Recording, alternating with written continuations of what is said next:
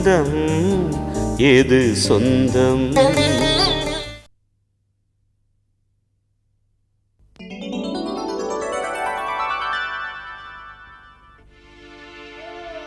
என்னப்பாச்சு?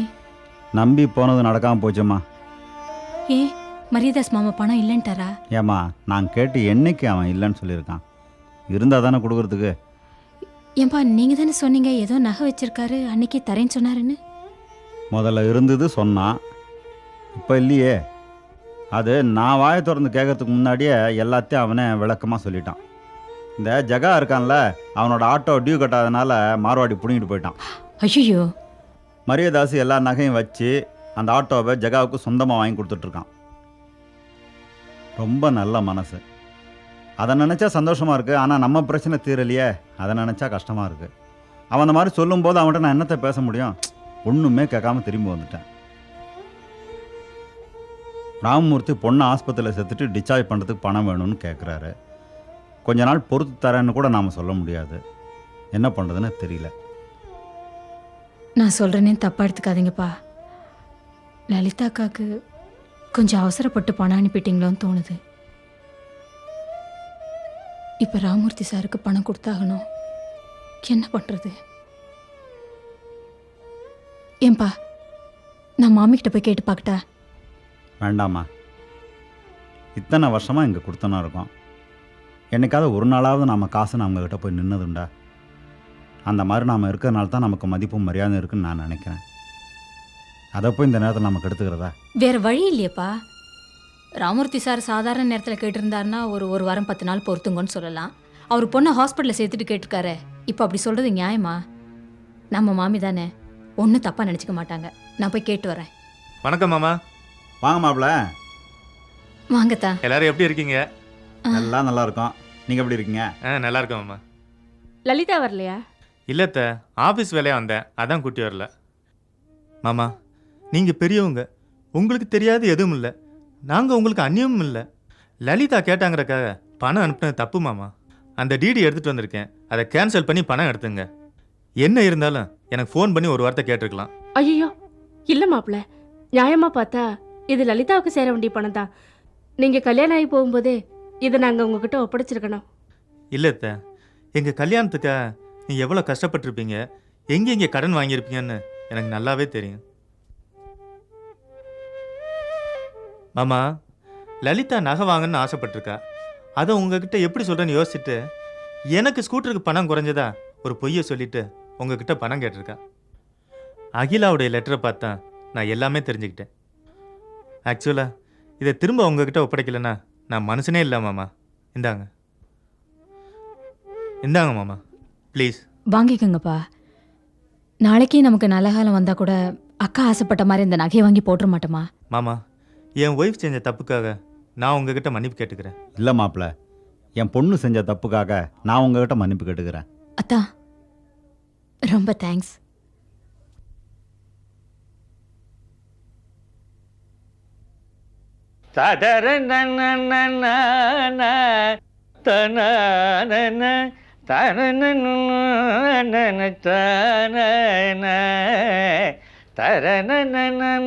ஆஹா,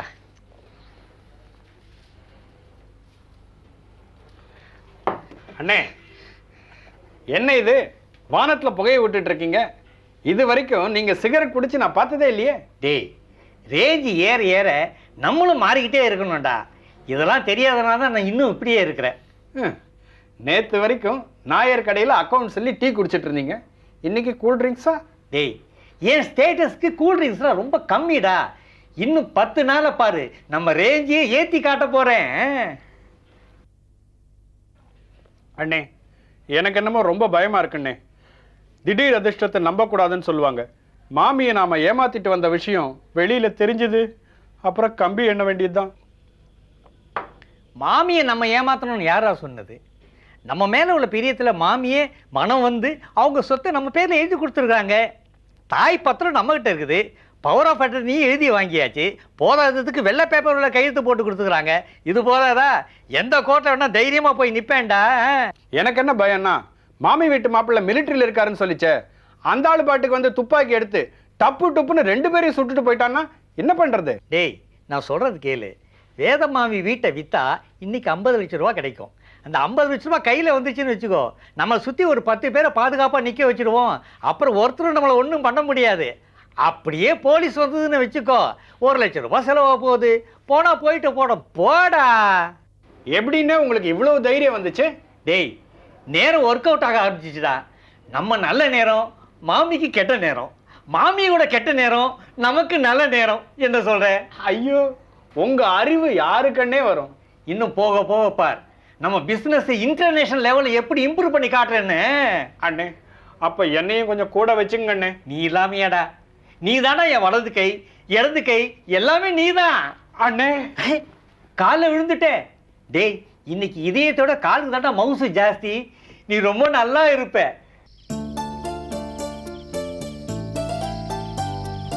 டின்னருக்கு இன்னும் ஒரு முக்கியமான விஐபி வரணும். எப்போ வருவாரோ தெரியல. விஐபினா அது வர்ஷா தான், இன்னொரு விஐபினா அது எங்க அண்ணனா தான் இருக்கணும். கௌரியும் வருஷாவும் தான் விஐபி. ஏன்னா நமக்கெல்லாம் சீனியர் அவங்க தானே. நோனோ, நீங்களும் உஷாவும் தான் விஐபி. ஏன்னா ஊருக்கு போகிறது நீங்கள் தானே. உசாமா, எல்லாம் ரெடி பண்ணி வச்சுட்டேன். என் சமையலை சாப்பிட்டு பார்த்துட்டு எல்லாரும் அசர போகிறீங்க. அசத்தெல்லாம் இருந்தா சரி, ஏதாவது சொதப்பெல்லாம் இருந்தது உனக்கு 10 சவுக்கடி நிச்சயம் இருக்கு.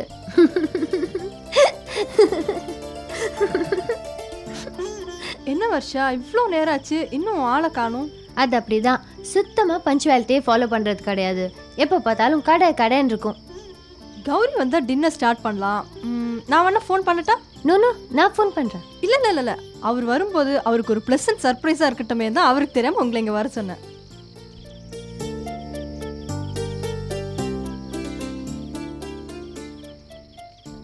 ஹலோ. சாரி உஷா, கடையில் ரொம்ப வேலை இருக்கு, அதனால தான் டின்னருக்கு வர முடியல. இன்னொரு நாள் நானே உங்கள் எல்லாருக்கும் டின்னர் தரேனே. வர்ஷா, கௌரி லைனில் இருக்காரு, பேசு. அப்படியா? கௌரி, உங்களுக்காக எவ்வளோ நேரம் காத்துட்ருக்கேன்னு தெரியுமா? கரெக்டாக எத்தனை மணிக்கு வரீங்கன்னு சொல்லுங்கள். ஹே வர்ஷா, நீ எப்படி அங்க? ஏன் நீங்கள் வரும்போது நான் வரக்கூடாதா? நம்ம 2 பேரும் ஒன்றா வந்திருக்கணும். நீங்கள் ஏன் என்கிட்ட இன்ஃபார்ம் பண்ணல? எனக்கே தெரியாது. இன்னைக்கு ஈவினிங் தான் உஷா திடீர்னு ஃபோன் பண்ணி சொன்னா. சரி, எப்போ வரீங்க? சாரி வர்ஷா, கடையில் ஆடிட்டிங் ஒர்க் நடந்துட்டுருக்கு. இன்னைக்கு நான் வர முடியாது. நான் இங்கே இல்லைண்ணா ரொம்ப பிரச்சனை ஆகிடும். எவ்வளோ நேரம் ஆக போகுது? வந்துட்டு போயிடுங்க. சாரிம்மா, இன்னைக்கு என்னால் எங்கேயும் நகரக்கூட முடியாது. அவ்வளோ பிஸியாக இருக்கிற உங்களுக்கு எதுக்கு லவ்? ஹலோ கௌரி, உங்களுக்கு ப்ளசன்ட் சர்ப்ரைஸாக இருக்கட்டுமே தான் வர்ஷா வர சொன்னேன். நான் வரலன்னதும் வர்ஷா என் மேலே கோவமாக இருக்கா போல இருக்கு. ஏன் சார்பா நீ சாரி சொல்லிடு உஷா. இப்போ கூட என் ரூமில் ஆடிட்டர் வெயிட் பண்ணிட்டு இருக்காரு. அவர்கிட்ட எக்ஸ்கியூஸ் கேட்டு தான் நான் வெளில வந்து ஃபோன் பண்ணிட்டு இருக்கேன். சாரிம்மா, next time. Okay bye. Jyothi, Gowri வரலையா? அப்போ டின்னர் ஸ்டார்ட் பண்ணிடலாமா? என்ன பெரிய கடை, ஜுவல்லரியா வச்சிருக்காரு? சாதாரண துணி கடை. அதை பார்த்துக்கிறதுக்கு அவங்க அப்பா போறாது? இந்த பார் வர்ஷா, கௌரி வரலன்னா அவங்ககிட்ட என்ன பேசணும் போய் பேசிக்கோ. அனாவசியமா கடையை பத்தி பேசுறதெல்லாம் வச்சுக்காத.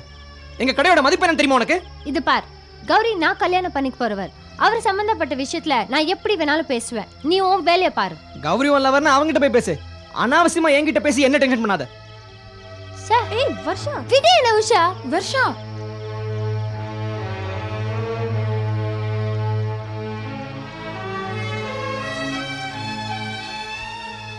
என்னடா பிரபாது, வர்ஷாக்கு என்ன தெரியும்? அவள் ஏதோ பேசிட்டு போகிறான்னு சும்மா விட வேண்டியதானே? இல்ல ஜோதி, எங்க என்ன பேசுன்னு தெரியாம பேசிட்டு இருக்கா. என்னால எப்படி டென்ஷன் ஆகாம இருக்க முடியும்? ஓகே உஷா, அவ போனா போறா. நம்ம டின்னர் ஸ்டார்ட் பண்ணலாம்.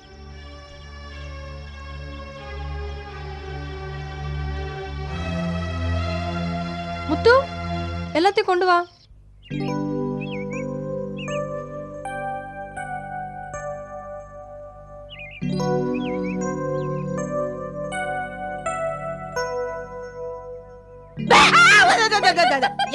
அகிலா, ஐயோ, ஒரு நிமிஷம் நான் பயந்தே போயிட்டேன். ஆனாலும் உனக்கு ரொம்ப குறும்புதான். சரி. ஆமா, எங்க உன்னை காத்தால இருந்து ஆளே காணா, எங்க போயிருந்த? பவானி ஸ்கூல் வரைக்கும் கொண்டு போய் விட்டுட்டு வரேன் மாமி. அப்படியா? அவ சிவா கூட தானே போவா? சிவாவை அவங்க மாஸ்டர் சீக்கிரம் வர சொன்னாராம், அதனால இவ்வளோ போன்ட்டான். எனக்கு இவ்வளோ தனியாக அனுப்ப என்னமோ மாதிரி இருந்துச்சு, அதான் போய் விட்டு வரேன். ஆமா, வயசு பொண்ணுங்களை தனியா அனுப்பக்கூடாது, தப்பு. காலம் ரொம்ப கெட்டு கிடக்கு. டீனேஜ்ல உஷாரா பாத்துக்கணும், இல்ல கெட்ட பழக்கங்கள்லாம் தொத்தின்றோம். மம்மி வரேனே. பரீட்சை எழுத போறானா டிஃபனா வேண்டான்ட்டான். யாராவது பரீட்சை எழுத போறச்ச வயித்த காயப்படுவாளோ? பயம். என்னடா இத்தனை பேனா? இந்த பேனா எழுதலன்னு வச்சுக்கோங்களேன், இந்த பேனால எழுதுவேன். ஆ. இந்த பேனா எழுதலன்னு வச்சுக்கோங்களேன், இந்த பேனால எழுதுவேன். இந்த பேனா எழுதலன்னா இந்த பேனால எழுதுவேன். இந்த பேனா எழுதலன்னா இந்த பேனால எழுதுவேன். அதுவும் எழுதலைனா சிவனேன்னு வெறும் பேப்பர் கொடுத்துட்டு வந்துடுவேன். வழக்கமா அதானே செய்யற. ஆமா, இன்னைக்கு என்ன எக்ஸாம்? இங்கிலீஷ் ரொம்ப ஈஸியான எக்ஸாம். இங்கிலீஷ்ல பொலந்து கட்டிடுவா. எனக்கு தெரியுமே இவர் இங்கிலீஷ். ட்ரிங்கிள் ட்ரிங்கிள். போறோம். ஏண்டா மத்தியானம் சாப்பாட்டுக்கு வருவியா? எக்ஸாமே மத்தியானம் தான் ஆரம்பிக்கிறா, நான் வரதுக்கு சாயந்தரம் ஆயிடும். அம்பி சாயந்தரம் வந்து என் கை பார்த்து சொல்றீங்களா? ஏண்டா எல்லாருக்கும் பார்த்துருக்க, இவ எத்தனை ஆசையா கேட்குறா, பார்த்து தான் சொல்லேன். மாமி, அகிலாவோட கை சாதாரண கையாக இருந்தால் பாஸ் சொல்லிடலாம், இது டாப் கிரேடு. இப்போல்லாம் சொல்ல முடியாது, நேரம் வரும்போது தான் பாஸ் சொல்லணும். எனக்கு எக்ஸாம் டைம் ஆகுது, நான் கிளம்புற ஆசீர்வாதம் பண்ணுறேன். கையடி, என்ன நீ யானை மாதிரி என்ன ஆசீர்வாதம் பண்ற? இதான் மாமி லேட்டஸ்ட் ட்ரெண்டு. வரட்டுமா? பாய், see you. Bye, see you. Bye, see you. நடே பாருங்களேன். ராஜ நட. என்ன பாவம் பண்ணணும்? உட்காந்து யோசிங்க, வரேன். இவ என்ன எப்படி சொல்லிட்டு போறா?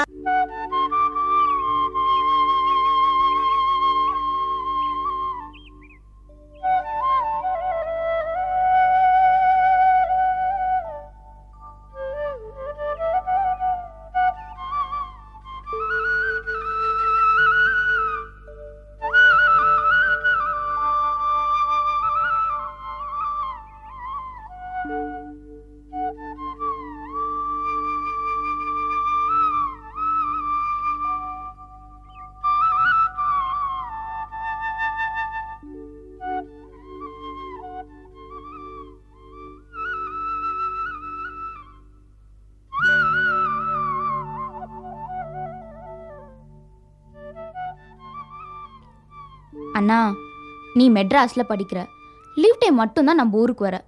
தங்கச்சி நான் ஒருத்தி இருக்கிறது உனக்கு ஞாபகமே இல்லையா? வரும்போது எனக்கு எதாவது வாங்கிட்டு வர வேண்டியதானே? இந்த பார் காயத்ரி, இந்த வருஷத்தோட என் படிப்பு முடிஞ்சிடும்.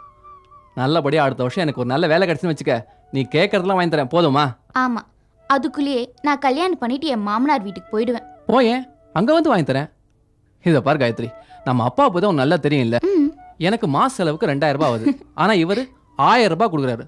அதையும் 10 தடவை எண்ணி பார்க்குறாரு. போறா குறைக்கு ஒரு நோட்டோட ஒரு நோட்டு ஒட்டிட்டு இருக்க போகுதுன்னு தரையில் தேய்ச்சி வேற பார்க்குறாரு. சீக்கிரம் படிப்பை முடிச்சுட்டு ஒரு நல்ல வேலைக்கு போகிறத பாரு. ஆமாம், மெட்ராஸ் நம்ம அத்தை வீட்டுக்குலாம் நீ போகிறது இல்லையா? ஒரே ஒரு தடவை போயிருக்கேன். எதுக்கு அங்கே அடிக்கடி போயிட்டு இருக்கணும்? நம்ம அப்பா அடிக்கடி போறாரு இல்லையா? அவர் இந்த நெல் வித்த காசு, தேங்காய் வித்த பணம், குத்தகை பணம் இதெல்லாம் கொடுக்கறது போறாரு. நம்ம சிவசங்கர் மாமாவோட முக்காவாசி நிலத்தை நம்ம அப்பா தானே பார்த்துட்டு இருக்காரு. நான் எந்த காரணத்தை வச்சுட்டு அங்கே போக முடியும்? சொந்தக்காரங்க வீட்டுக்கு போறதுக்கு எதுக்குன்னா காரணம்? இந்த பாரு, கௌரி சங்கரை பார்க்கணும்னு உனக்கு ஆசையா இருந்தா நீ போயிட்டு வா, என்ன அனாவசியமா டிஸ்டர்ப் பண்ணாத. போனா இதான் நான் உன்கிட்ட எதுவுமே பேசுறது இல்ல. நான் ஒன்று சொன்னா நீ ஒன்று சொல்லுவ. மெட்ராஸ்ல அவங்க பெரிய பணக்காரங்களாச்சே, சங்கர் சில்க்ஸ்னு கேட்டா சின்ன குழந்தை கூட சொல்லுமா. அப்படியா?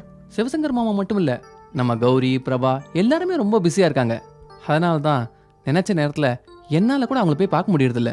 ஆமா, எல்லாத்தையும் சரியா எடுத்து வச்சிட்டல? எடுத்து வச்சிட்டேனா? ஓகே. அப்பா கூட மெட்ராஸ் தான் கிளம்புறாரு, கொஞ்சம் இரு வந்துடுறேன். தேங்க்யூ.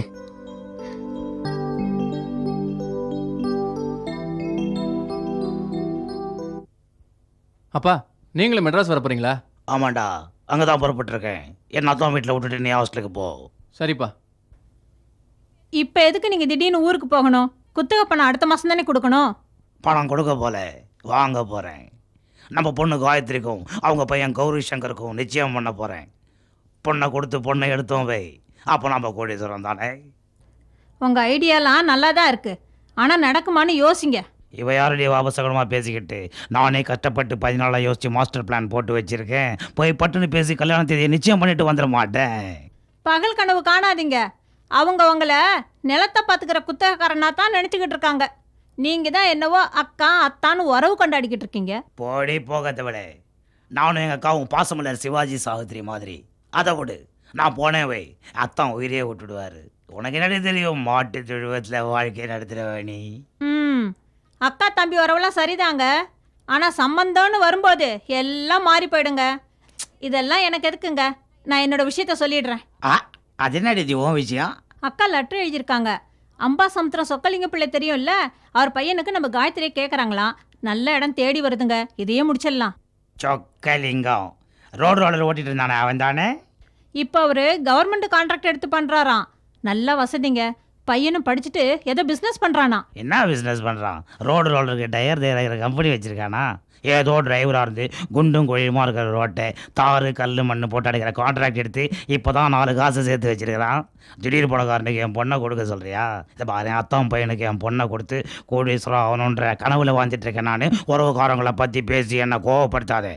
உங்கள் அக்காவுக்கு முதல்ல லெட்டர் எழுதி போடு, என் பொண்ணு கோடீஸ்வரம் வீட்டுக்கு மறுபாலாக போக போகிறான்னு. கல்யாண தேதியை குறிச்சிட்டு வந்துடுறேன், பையன் ரெடி ஆகிட்டானு போய் பாரு. போ. போகிறேன். பிச்சைக்காரனுக்கெல்லாம் என் பொண்ணை கொடுக்க சொல்கிறான், இதுக்காக நான் வெற்றி வச்சிருக்கேன்.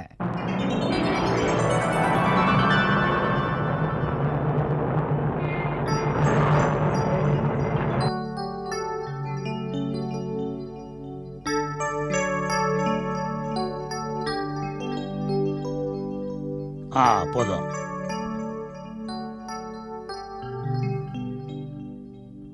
ரொம்ப நல்லா பண்ணிருக்க.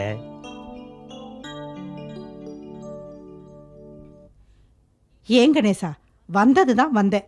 காயத்ரியை கூட கூட்டிகிட்டு வந்திருக்க கூடாது? விக்னேஷ் இந்த மெட்ராஸில் படிக்கிறான்னு தான் பேர். ஒரு நாளாவது இந்த வீட்டு பக்கம் எட்டி பார்த்துருப்பானா? கௌரி கூட ஃபோனில் பேசுகிறதோட சரி. அவன் சுபாவமே அப்படி, யார்கிட்டையும் கலகலப்பாக பேச மாட்டான், ஆனால் எல்லார்கிட்டையும் பாசத்தோடு இருப்பான். சரி, அவனை விடு. காயத்ரியை கூட்டிகிட்டு வரதுக்கு என்ன? என்ன முன் யோசனை இல்லாமல் பேசுகிற காணி? என் மவ கல்யாணம் ஆகி உன் வீட்டுக்கு வரணும், நீ முறைப்படி பொண்ணு கேட்டு உன் பையன் அவன் கயிற்றில் தாலி கட்டணும், அப்போ தானே அவன் இந்த வீட்டுக்கு வருவா. இதை நான் மட்டும் சொல்லலை, லக்ஷ்மியும் இதை தான் சொல்கிறா. இப்போ எதுக்கு நீ மூஞ்சியை தூக்கி வச்சிருக்கிற? கல்யாண விஷயம் பேசத்தான் வந்திருக்கேன். அத்தான் எப்போ வருவார்? அவர் வர நேரம்தான். நீ சாப்பிடு. எவ்வளோ முக்கியமான விஷயம் பேசிட்டுருக்கேன், சாப்பிட சொல்கிறேன். நீ ஊரில் எல்லாருக்கும் சாப்பாடு போடணும், அதுக்கு காயத்ரிக்கும் கௌரிக்கும் எப்போ நிச்சயார்த்தம் வச்சுக்கலாம், அதை சொல்லு. முதல்ல நீ சாப்பிட்டு முடி, அவர் வந்ததும் அவர்கிட்டயே பேசிக்கோ.